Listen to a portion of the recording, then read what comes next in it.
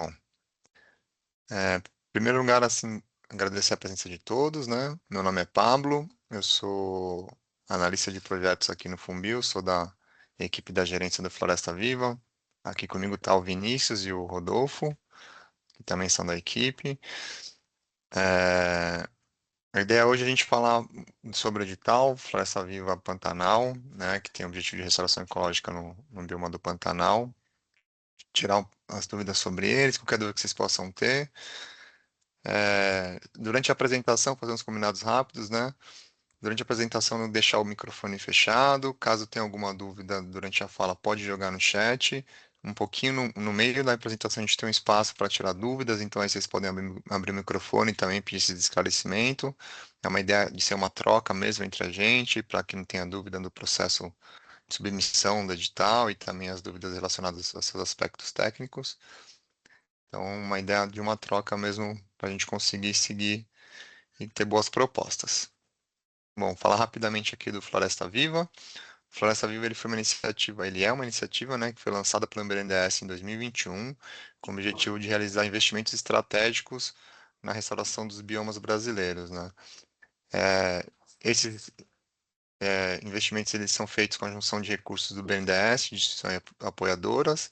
Hoje a gente tem lançado já 15 editais, 5 que estão em aberto, né? 10 já estão 8 contratados e outros 2 em processo de contratação, né? Já na fase final, com as instituições já bem adiantadas nessa etapa. E desses projetos que já estão contratados, a gente tem 53 projetos já em execução, né, com quase 9 mil hectares sendo restaurados em 4 dos 5 biomas brasileiros. A gente só não está atuando no Pampa, mas a gente atua na Amazônia, na Caatinga, no Pantanal, no Cerrado e na Mata Atlântica, né. Para esse edital do Pantanal, o parceiro financeiro do edital é a EGEA, por meio do Instituto EGEA. E aí eu gostaria de verificar com o pessoal do BNDES e da EGEA, se querem fazer uma fala da importância do edital dentro das suas estratégias. Perfeito, Pablo. Obrigado. Eu posso começar aqui, tá? Bom, pessoal, boa tarde, bom dia. Meu nome é Guilherme Studart, eu sou economista no Departamento de Meio Ambiente do BNDES e meu trabalho é dedicado aí ao acompanhamento do Floresta Viva. Como o Pablo comentou, o Floresta Viva foi lançado em 2021, né? E em 2022 foi contratado o Fumbio através de edital, né? Como o agente, o parceiro gestor do Floresta Viva, né? E de lá para cá, então, foram lançados esses 15 editais, tá? Nos diversos biomas brasileiros, à exceção do Pampa. E esse edital em particular é o único voltado para o Pantanal, tá? Nós temos um edital também chamado Corredores de Biodiversidade, que abrange Cerrado e Pantanal, tá? Mas focado em Pantanal é unicamente esse edital. Nós estamos muito contentes com os resultados até então do Floresta Viva, né? Nesses 4, quase 4 anos, né? De idade que a iniciativa foi lançada. A proposta da iniciativa é realmente a recuperação de áreas degradadas, né, através de restauro ecológico com árvores nativas, né, com vegetação nativa, e a ferramenta que a gente usa é de apoio não reembolsável, tá? E é importante mencionar que a gente não trabalha sozinho, né? Além do parceiro gestor, a gente tem as instituições apoiadoras que participam conosco, né? Dividem todo o esforço, não só os recursos financeiros, mas também todo o esforço a estratégia dos editais, né? Então, eu queria agradecer aqui também à EGEA, que é o parceiro apoiador, né? Instituição apoiadora nesse edital. E E o Floresta Viva, além do restauro ecológico, ele se preocupa muito também com a questão social, né, de inclusão social das comunidades no entorno das áreas que são restauradas. Há uma preocupação muito grande com sequestro de carbono, enfim. Existe uma série de efeitos indiretos decorrentes do restauro ecológico, que são todos importantes para o BNDES, né, dentro da nossa preocupação de, de desenvolvimento econômico, social, com sustentabilidade ambiental. Então, nós estamos muito contentes de estar aqui, de ter lançado esse edital, da participação de vocês, do interesse demonstrado em participar desse edital, e contamos com o apoio, né, assim, nos colocamos à disposição para tudo que for preciso até a data de submissão, que o parceiro, o Fumbio, vai estar sempre atento, né, para esclarecimento de dúvidas, e gostaria de agradecer mais uma vez a participação de vocês, tá? Volto a palavra para o Pablo. Obrigado, Guilherme. Eu vi que o Fernando da EGEA está aqui. Quer fazer alguma fala, Fernando?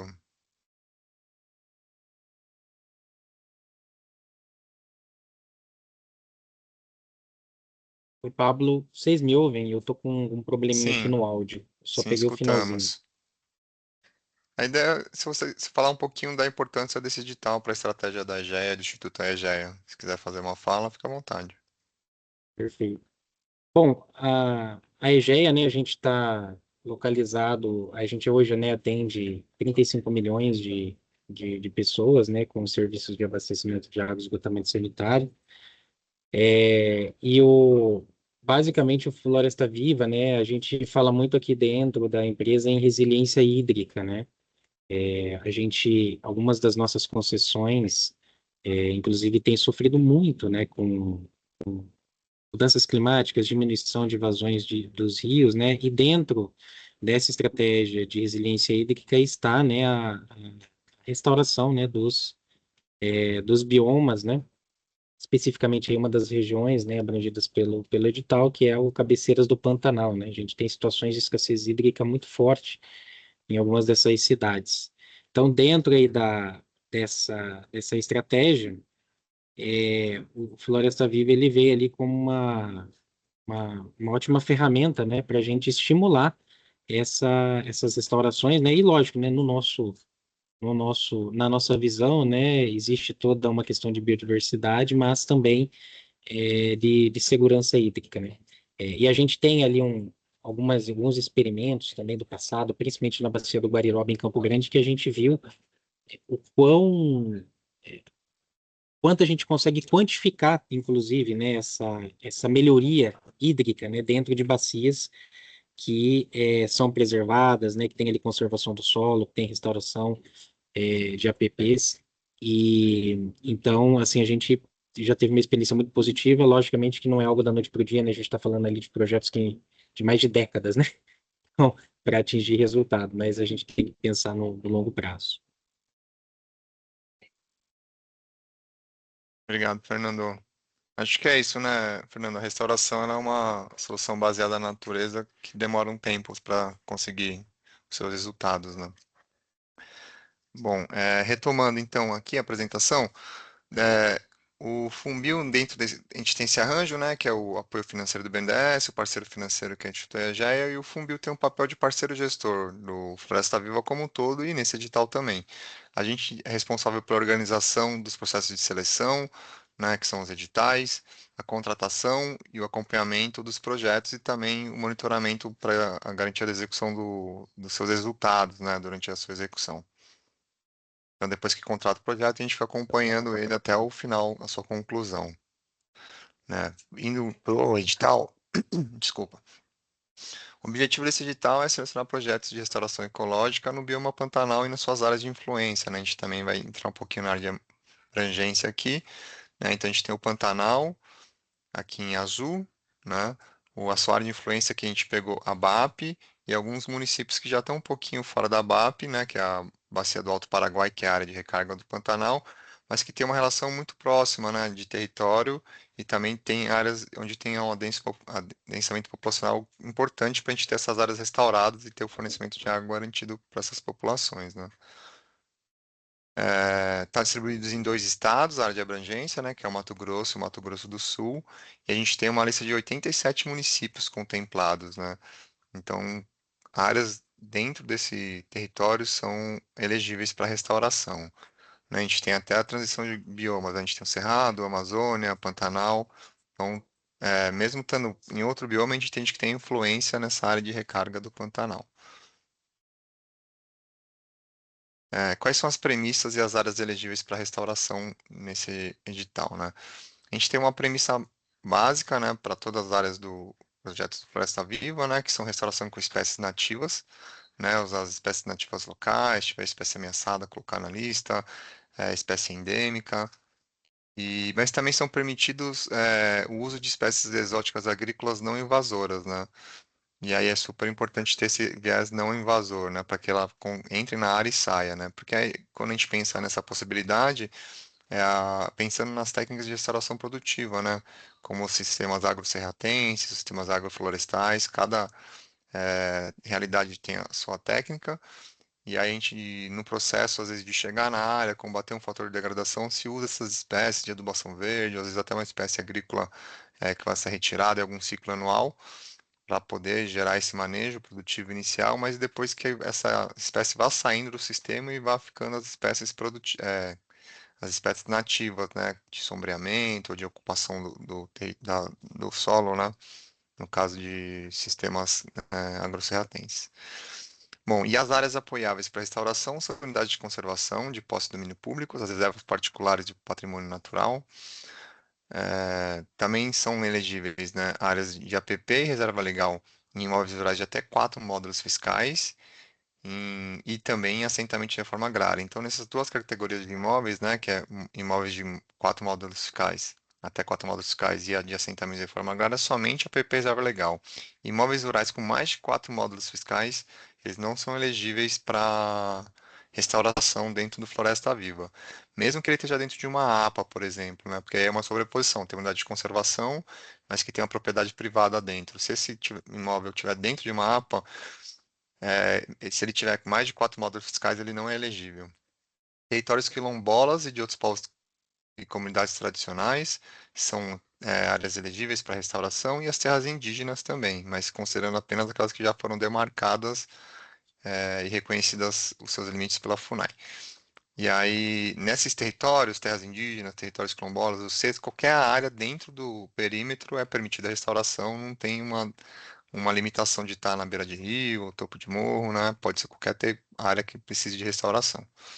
E aí um ponto de destaque é que todas as propostas que forem enviadas para a unidade de conservação e terra indígena precisa apresentar a carta de anuência do órgão gestor, seja o ICMBio, o órgão estadual, e também da FUNAI, no caso de terras indígenas, e também dos povos envolvidos e comunidades envolvidas, né?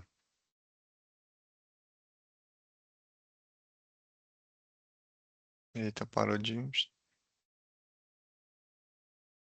Desculpa, gente, que deu uma travadinha aqui, o PPT. Quem são as instituições elegíveis para o edital, né? São instituições sem fins lucrativos, né? Associações civis e fundações privadas, né? Pode ser um instituto, uma fundação de apoio à pesquisa de universidade, um fórum, um movimento, qualquer tipo de associação civil. E cooperativas também são elegíveis, né? Porque é uma instituição sem fins lucrativos, né? Então, cooperativas singulares, centrais, federações, confederações são elegíveis para proposição de propostas. Instituições com finalidade lucrativa não são elegíveis, né? Essas instituições sem fins lucrativos, elas precisam estar legalmente constituídas há pelo menos 2 anos, é obrigatório. Então, no momento de submissão da proposta, tem que ter pelo menos 2 anos de registro em CNPJ. E é desejável uma experiência com projetos de restauração na região, mas não é obrigatório esse critério. Então, tendo essa experiência, é positivo, mas não tendo, não tem problema. E aí, um ponto de destaque é que cada proposta só pode ter uma instituição proponente, né, responsável pelo projeto e com quem o Funbil vai ter o contrato. E... Mas a instituição proponente ela pode ter parcerias, né, com tanto instituições sem fins lucrativos como instituições com fins lucrativos. Uma diferença é que parceiras com finalidade lucrativa elas não podem receber repasse financeiro, nem de repasse de recursos não financeiros, né, como bens. Ela agrega valor ao projeto, mas ela não é remunerada por isso, né? Isso a gente não entende como uma parceria, a gente entenderia como uma prestação de serviço, então não precisaria inserir na proposta, precisaria fazer um rito de contratação posterior. E as instituições parceiras sem finalidade lucrativa, uma outra ONG, né, uma fundação de apoio, até uma cooperativa, ela pode receber algum repasse de recurso não financeiro, né? Então, ela pode ser beneficiada com um computador, com um curso para a sua equipe, com disponibilização de veículo para realizar as atividades. Esse tipo de parceria é possível também arranjo com a parceira, né? Valor e prazo do edital. O edital ele tem 5,2 milhões e com esse recurso a gente espera apoiar até 2 projetos de restauração no território. Para cada proposta ter um limite, né, um critério que é de área mínima de 100 hectares para restauração e revitalização dos recursos hídricos. E os projetos eles têm que ter um prazo de duração de até 48 meses, né, garantindo que a implementação ocorra nos primeiros 24 meses e que se tenha uma ação de monitoramento e manutenção por no mínimo 24 meses também. Então, esse critério do monitoramento e manutenção é obrigatório. Precisa ter garantia que se tenham 24 meses de monitoramento e manutenção. Então, a implantação pode até terminar antes, sei lá, no 20º mês, e vocês têm um projeto de 44 meses propostos, né?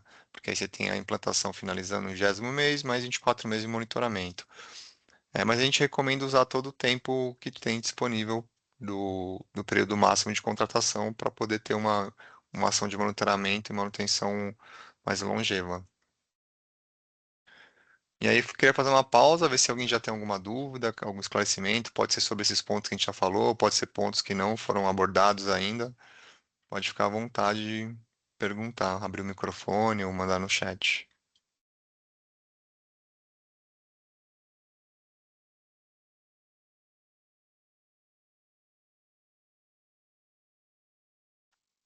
Bom, não tendo dúvida, eu vou seguindo aqui, mas podem também interromper durante o processo, só levantar a mão para eu poder ser sinalizado aqui, que eu não enxergo a tela inteira aqui enquanto eu apresento. Quais são as orientações para a elaboração das propostas? Informar os Pablo, a critérios. Camila levantou a mão. Opa, obrigado, Fernando. Ah, Pode falar, não, Camila. aproveitando só que você tinha falado das comunidades e assentamentos, eu tenho uma dúvida em relação ao edital sobre os Uhum. protocolos de consulta prévia. Caso a comunidade não tenha, a gente tem que estabelecer que vamos poder fazer esse protocolo depois que o edital for aprovado, né? Sim, Tá. que é esse momento inicial de quando for começar a execução de fato, né? Se não tem esse protocolo, pode executar nos Aham. primeiros meses de execução do projeto. Tá, já. E aí, assentamentos entram dentro dessa obrigatoriedade, assim, de ou não? O assentamento, vocês precisam, assim, o que a gente pede é a carta de anuência do INCRA ou do órgão estadual, né, de reforma agrária, Tá, e também a anuência da comunidade, né, dos tá. moradores. Então, pode ser uma instância representativa, né, da, da, da comunidade, é, aí também uma associação, entendeu, dos produtores rurais. Pode ser uma carta de anuência deles, ou individualmente dos proprietários, né, das áreas que vão fazer parte dos assentados. Tá bom, obrigada. Imagina, à disposição, Camila. Bom, e aí para a elaboração da proposta, quais são as orientações, né? Informar os critérios por que que essas áreas foram selecionadas, né? Tipo, ela tem importância em biodiversidade, ela tem alta captação de carbono, ela tem viabilidade para restauração, ela tem potencial de recarga hídrica e de conectividade entre fragmentos de vegetação nativa. Então, explicar por que que vocês escolheram essas áreas, né?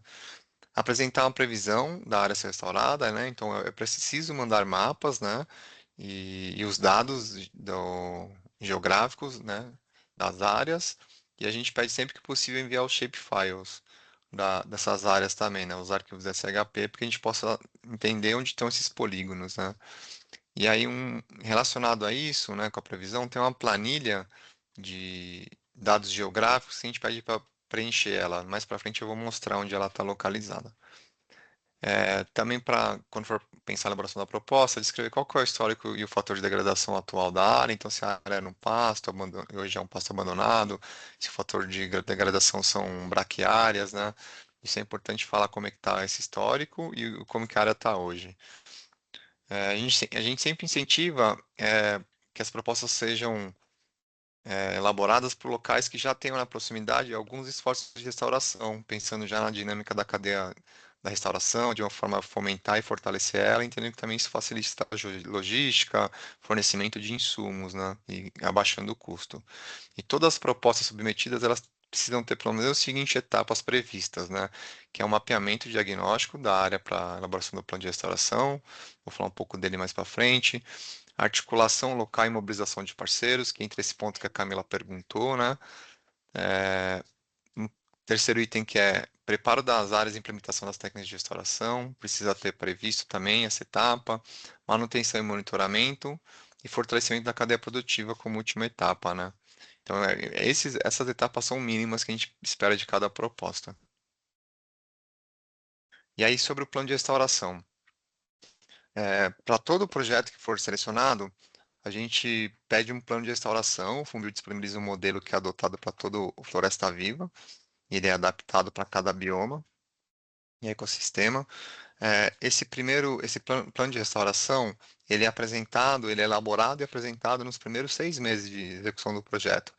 Então, quando começar o projeto for contratado, vocês não vão fazer plantio de muda, não vão fazer plantio de semente, vocês não vão preparar as áreas, vocês vão fazer a elaboração do plano de extração. Vocês vão para campo, vão fazer diagnóstico das áreas, de vegetação, tipo de solo, fator de degradação.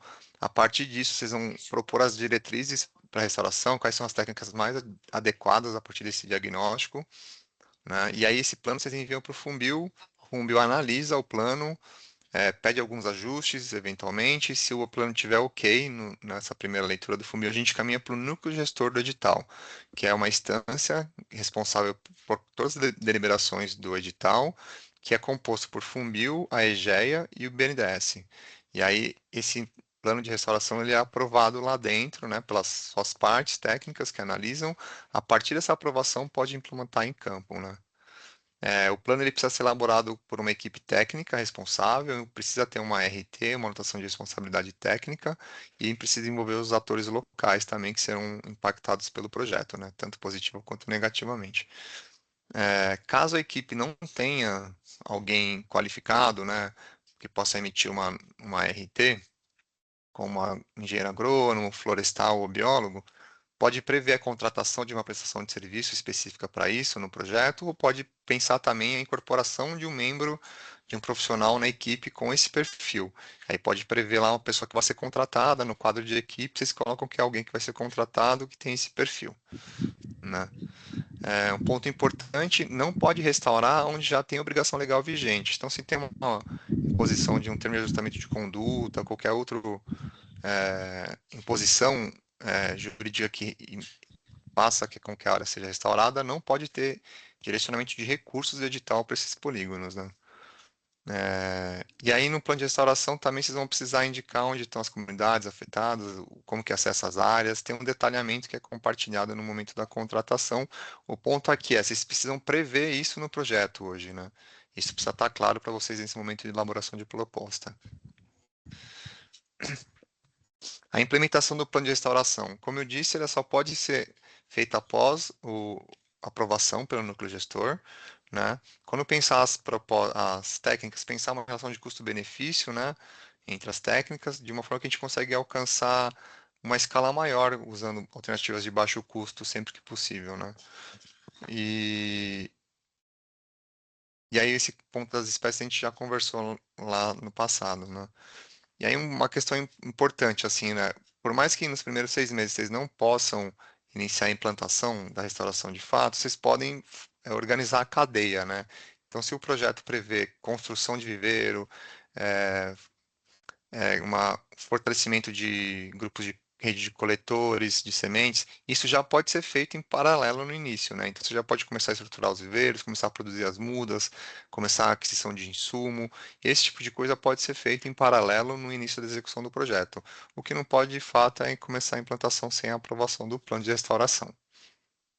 Sobre a cadeia produtiva, né, que eu já peguei esse gancho, né, falando um pouquinho dos viveiros, a gente espera que sejam propostas capacitações para os atores da cadeia produtiva local, né, que são produtores rurais, agentes de ater, coletor de semente, viveirista, né, algum parceiro de alguma outra ONG, de universidade, são esses atores. A gente entende que um caminho interessante é propor capacitações, né, de aplicação prática e que possam também envolver essas pessoas na cadeia posteriormente, né? Então, vai ter uma área privada que vai ser restaurada, envolve o proprietário para ele entender como é que funciona esse processo, como que ele pode ser parte, para ele estar capacitado, entender e se apropriar, né, para até poder no futuro contribuir com as manutenções do projeto.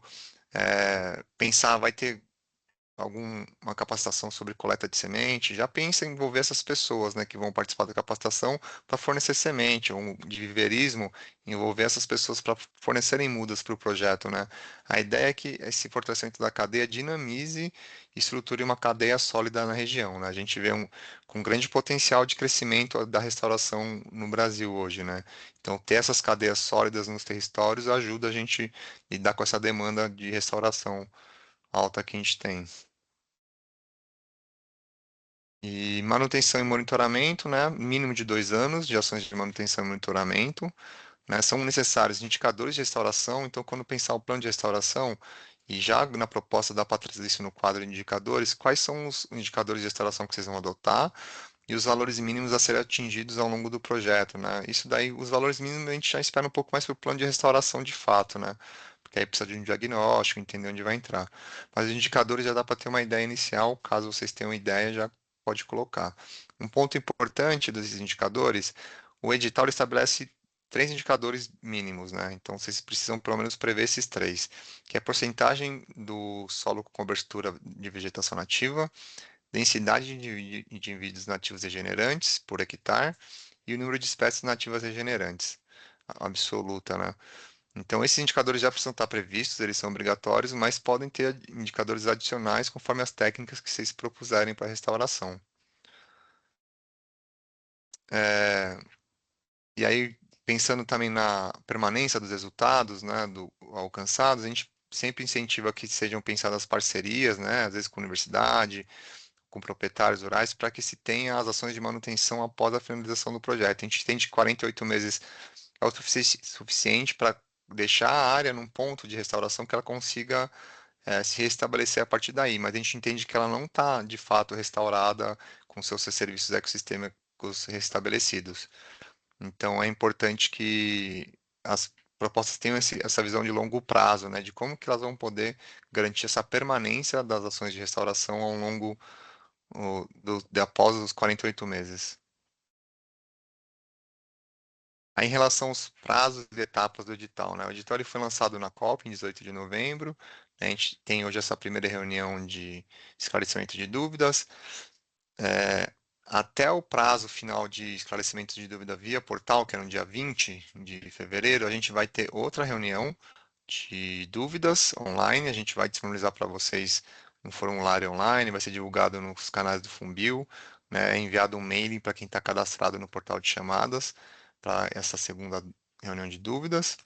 E no dia 27 de fevereiro, às 19 horas, encerra o prazo de submissão de propostas, né? Que é feita pelo formulário, um formulário online, eu já vou falar um pouquinho dele. E aí, qualquer dúvida sobre dúvidas técnicas sobre o edital, área de abrangência, tipo de instituição proponente, parceiras, despesas elegíveis, essas dúvidas devem ser retiradas, sanadas via portal. Você faz o seu cadastro no portal de chamadas do Funbil, né? Quando você entra lá no portal, vai ter um campinho desse aqui, ficou com alguma dúvida. Se não tiver um cadastro, você faz seu cadastro e aí você envia a sua dúvida, né? E a gente vai respondendo por lá até o dia 20 de fevereiro.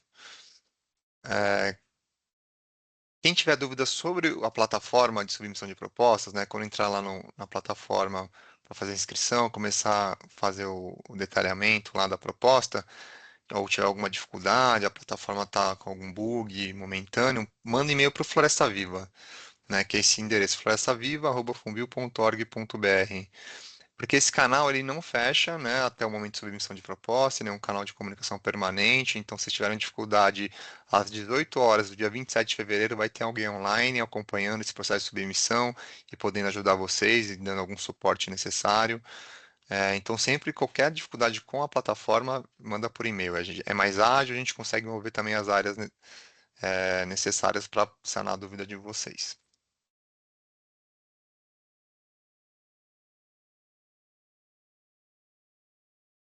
E aí, falando um pouquinho da seleção das propostas, né? Como que é pensar a seleção de propostas no edital?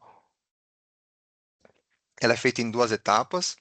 Uma etapa de análise documental, que é realizada pela gerência do Funbil, né, do Floresta Viva. A gente olha se a proposta foi enviada dentro da data limite, se todos os critérios de elegibilidade foram atendidos, né, tanto da proponente quanto de área mínima de hectares, e se foi apresentado todos os documentos obrigatórios que são pedidos, né, no item 15 do edital e os anexos que a gente pede para enviar, que são o anexo A, dados cadastrais da instituição proponente, o anexo B, dados cadastrais das parceiras e o anexo C, que é a apresentação geral do projeto. A gente olha esses documentos se eles foram enviados. Dando tudo ok, essas propostas passam na primeira etapa de análise documental, que é uma etapa eliminatória, e segue para a segunda etapa, que é de análise técnica, né, que é uma etapa classificatória. Né? Essa etapa de análise técnica ela é feita por uma comissão de seleção, né, que é por membros indicados pelo BNDES, a EGE e Funbil, né? São especialistas, conhecem gestão de projetos, conhecem de restauração, e vão poder fazer uma análise, profunda das propostas. A proposta ela é avaliada com base nos critérios de avaliação que estão definidos no item 24 do edital. É sempre interessante para vocês, proponentes, darem uma olhada nesses critérios, olharem os subcritérios. Isso diz muito o olhar que a comissão tem sobre a proposta e também o que a gente espera que venha ali do olhar de vocês quando propõem. Isso ajuda a ter boas propostas, ter um olhar atento aos critérios de avaliação. E aí, após essa realização das avaliações pelos membros da comissão de seleção, as notas são consolidadas e as propostas que atingiam o mínimo 70% da pontuação máxima, né, de uma escala de 0 a 10, quem atingir nota 7, a proposta é recomendada, né? E aí, caso a gente tenha mais propostas recomendadas do que recurso disponível, é feita uma classificação pensando na distribuição dos recursos, projetos e áreas, e seleciona essas primeiras colocadas, né, para receber esse apoio. E aí, sobre os anexos, né, eles estão disponíveis na página de boas-vindas do edital, né, que é o anexo A, o anexo B, o anexo C, que eu já falei. Também está disponível nessa página de boas-vindas uma planilha que a gente pede para envio, que é a planilha padrão de coordenadas geográficas. É uma planilha que vocês baixam, inserem desculpa, as informações geográficas, é super simples, tem a orientação de que forma que ela tem que ser feita lá, e vocês sobem junto com a proposta nos campos de anexos que tem dentro da plataforma do Funbil. Os documentos obrigatórios que estão lá previstos no item 15, né?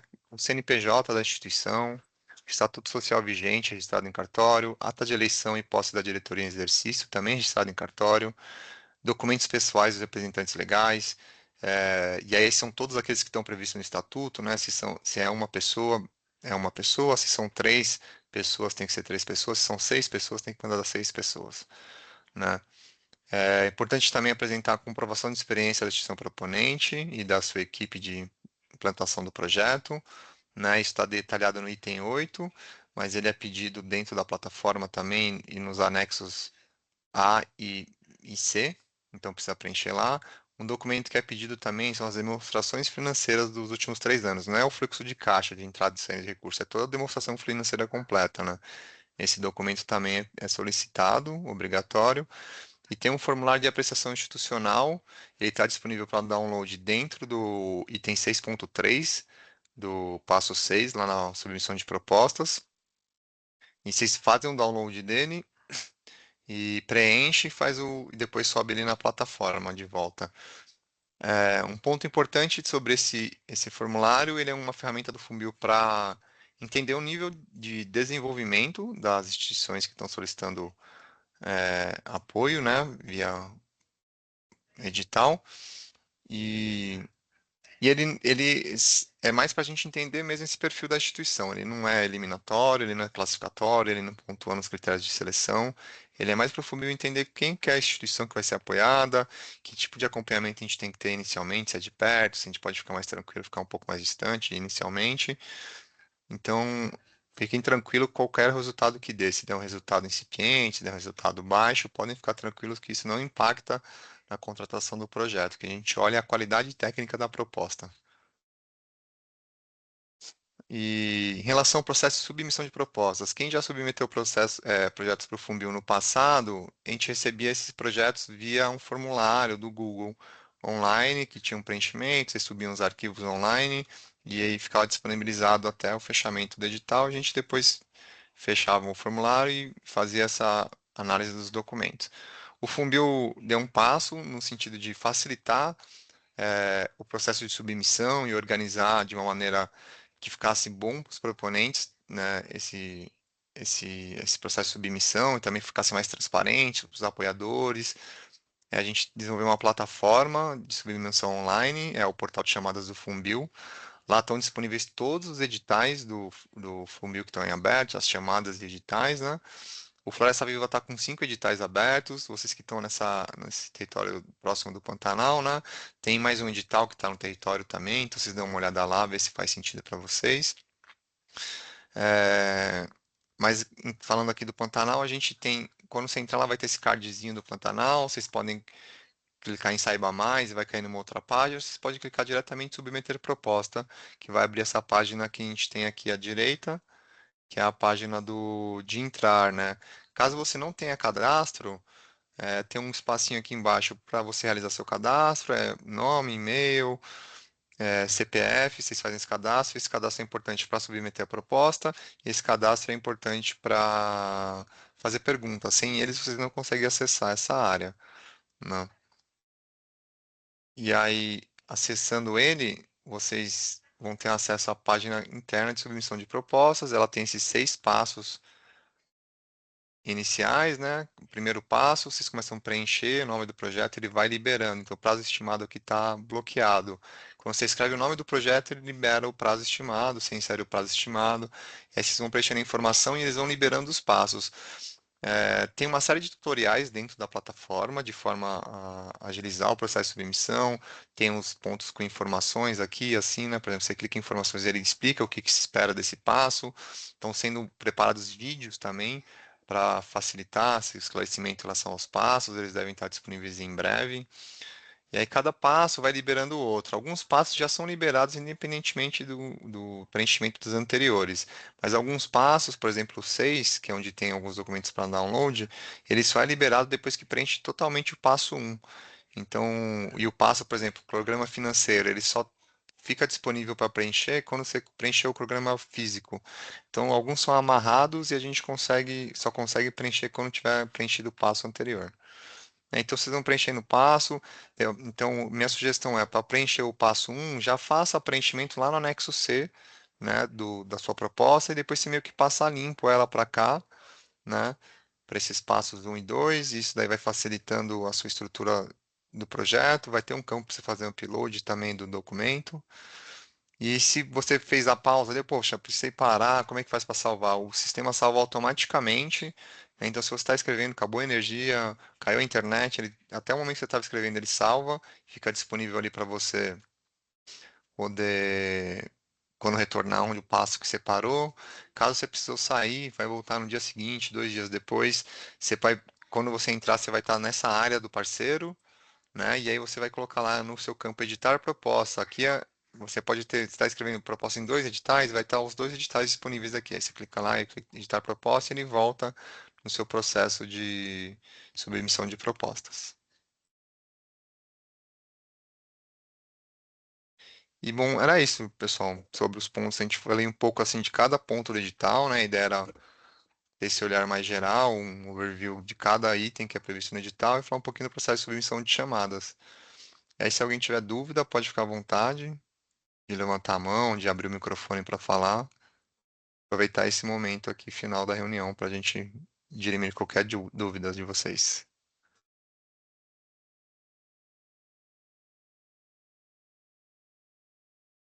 Pessoal que chegou depois também, quiser tirar qualquer dúvida, pode ficar à vontade. Por mais que a gente já tenha passado alguns pontos, a gente pode tirar novas dúvidas novamente.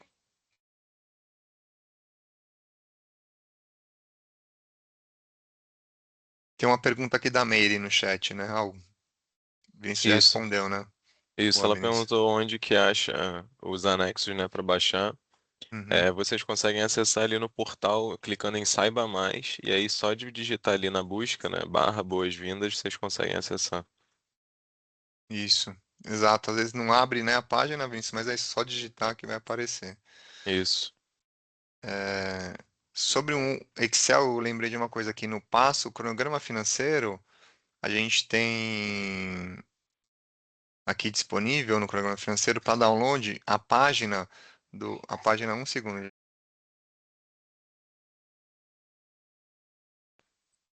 É, Desculpa, gente, um segundinho. Aqui na página do cronograma financeiro, a gente tem disponível para download uma planilha, né, de Excel que você pode preencher o seu orçamento e depois fazer um upload. Eu não lembro se agora se é no passo 5 ou no passo 4. Um dos dois tem uma planilha de Excel que você faz o download dela, preenche todo o orçamento do projeto e depois você sobe ela online e ele preenche automaticamente, né, o sistema. Então é uma opção caso queira trabalhar offline.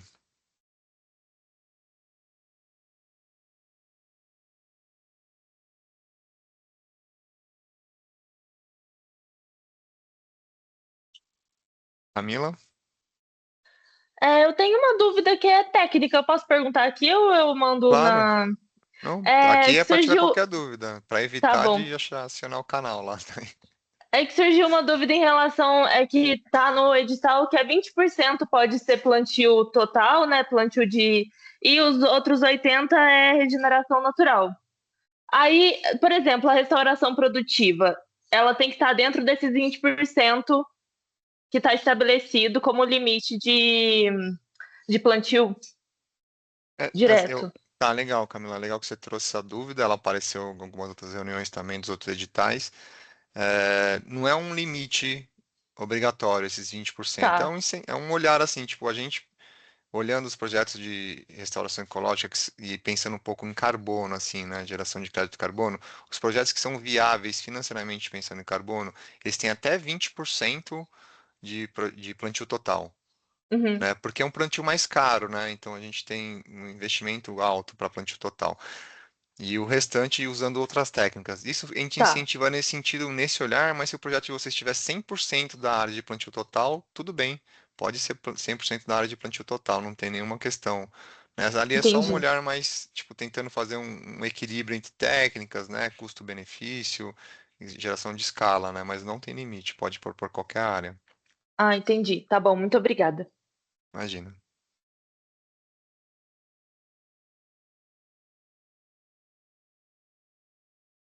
Bom, Pablo, pessoal, opa. A Meire mandou uma dúvida no chat perguntando se eles não conseguem ter acesso à planilha financeira antes do passo 5.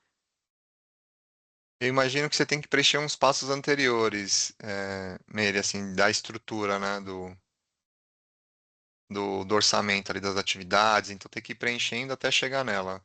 Mas é uma planilha super simples, assim, Meire, não é nada, tipo, quem já submeteu proposta no passado para o Floresta Viva ou para o Funbil, a gente usava uma planilha super complexa, né, que já tinha várias abas ali, e essa daí é uma planilha super simples, né, que depois o sistema só lê e organiza. Então preenche antes a estrutura dela, porque depois você só preenche as informações financeiras.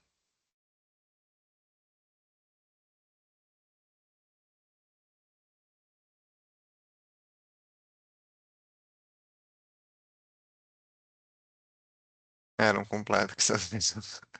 Até a gente às vezes apanhava um pouquinho nele para conseguir entender no começo, mas depois pegava, acaba acostumando.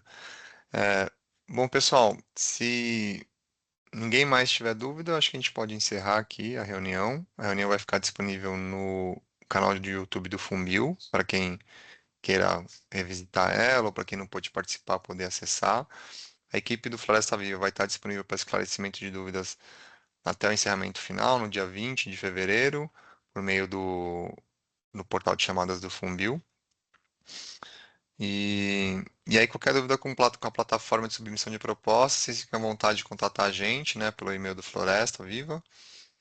E é isso, agradecer a presença de todos. Guilherme e Fernando, se quiserem fazer alguma fala final, fiquem à vontade. Eu queria... Muito. Vai lá, Fernando. Não, eu queria agradecer ao Pablo, acho que foi muito bem apresentado aí o edital, né, os requisitos. A gente tem uma expectativa muito grande aqui como a EGEA, né, com esse projeto, com o sucesso desse projeto, para que a gente aí, futuramente, né, com o sucesso desse projeto, venha outros, né, sempre pensando em restauração, biodiversidade e resiliência hídrica aí no Pantanal. Perfeito. Queria fazer coro com o que o Fernando falou, agradecer ao Pablo pela apresentação aí, pela condução dessa apresentação hoje. E também estamos muito na expectativa da submissão das propostas por vocês. Para nós é muito importante, o Pantanal é um bioma importantíssimo e, como eu mencionei, dentro do Floresta Viva é o único edital focado especificamente no Pantanal. Tá? Então a gente está muito entusiasmado com esse edital e na esperança, na expectativa de que venham propostas muito boas de vocês, tá bom?